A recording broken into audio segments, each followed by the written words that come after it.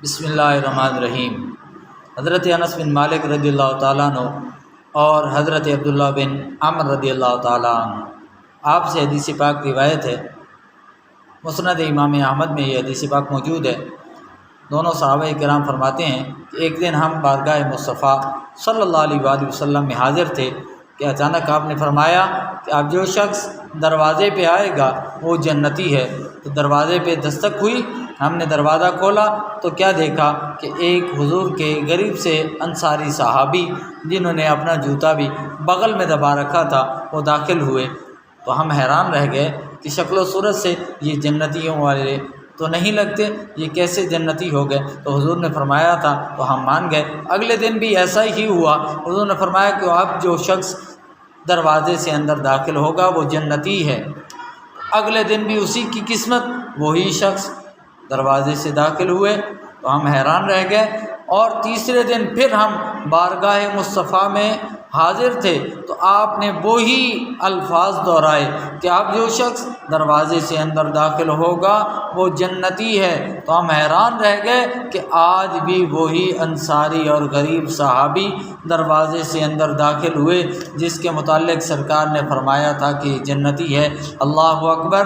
تو ہمارے دلوں میں تھوڑا سا تذبذب پیدا ہوا کہ آئیے دیکھیں کہ وہ کون سا عمل کرتے ہیں جس عمل کی بنیاد پر سرکار نے انہیں ایک مرتبہ نہیں 3 مرتبہ جنتی ہونے کی بشارت عطا فرمائی اور انہی کی قسمت کھلی، اور تینوں دن یہی صحابی جو ہے وہ دروازے سے اندر داخل ہوئے اور جنت کی بشارت حاصل کی۔ تو حضرت عبداللہ بن عمر رضی اللہ تعالیٰ عنہ آپ چلے گئے ان صاحب کے ہاں کہ میں 3 دن آپ کا مہمان بننا چاہتا ہوں۔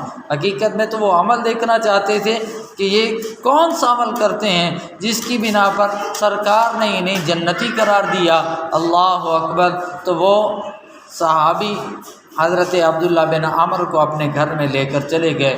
تو کیا دیکھتے ہیں کہ وہ صحابی جو ہے عشاء کی نماز پڑھ کر سو جاتے ہیں، اور حضرت عبداللہ بن عمر رضی اللہ تعالیٰ عنہ آپ جو ہے وہ اسی کشمکش میں ہیں کہ دیکھوں میں جب سب سو جاتے ہیں تو یہ صحابی کون سا عمل کرتے ہیں، لیکن وہ سوئے رہے اور صبح اٹھے، اور اسی طرح 3 دن 3 راتیں گزر گئی، لیکن حضرت عبداللہ بن عمر رضی اللہ تعالیٰ عنہ کو کوئی بھی ایسا عمل نظر نہ آیا جس کی بنا پر وہ جنتی ہونے کا سرٹیفکیٹ حاصل کر پائیں۔ تو بالآخر حضرت عبداللہ بن عمر رضی اللہ تعالیٰ عنہ نے ان سے عرض کیا کہ میں مہمان بنا تھا صرف اس وجہ سے کہ میں آپ کا عمل دیکھ پاؤں جس کی بنا پر سرکار نے آپ کو 3 مرتبہ جنت کی بشارت عطا فرمائی ہے، لیکن مجھے کوئی عمل نظر نہیں آیا۔ آپ ہی فرما دیجئے وہ کون سا عمل ہے جس کی بنا پر سرکار نے آپ کو جنت کی بشارت عطا فرمائی ہے۔ تو وہ صحابی عرض کرنے لگے میرا ظاہری کوئی عمل نہیں ہے، عمل وہی ہے جو تم نے دیکھے ہیں، میں یہی عمل کرتا ہوں، اس کے علاوہ اور کوئی نیک عمل نہیں ہے۔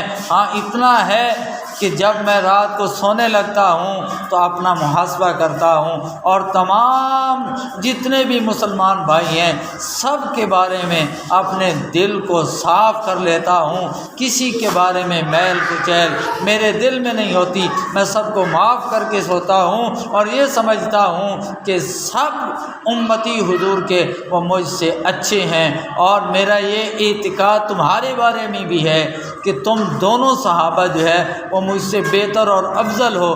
بس یہی عمل ہے کہ میں دل کو صاف کر لیتا ہوں اور دل سے سب کو معاف کر کے سوتا ہوں، یہی میرا عمل تھا جس کی بنا پر سرکار نے مجھے جنت کی بشارت اور خوشخبری عطا فرمائی۔ تو آئیے دوستو ہم مل کر اپنے آپ کا محاسبہ کریں کہ ہم کہاں کھڑے ہیں، ہم بھی ایک دوسرے کو معاف کر کے سوئیں اور دل میں کسی کو برا نہ سمجھیں، بس یہی سمجھیں کہ جس کی عمر زیادہ ہے وہ بھی اچھا ہے، اور جس کی عمر کم ہے وہ بھی اچھا ہے۔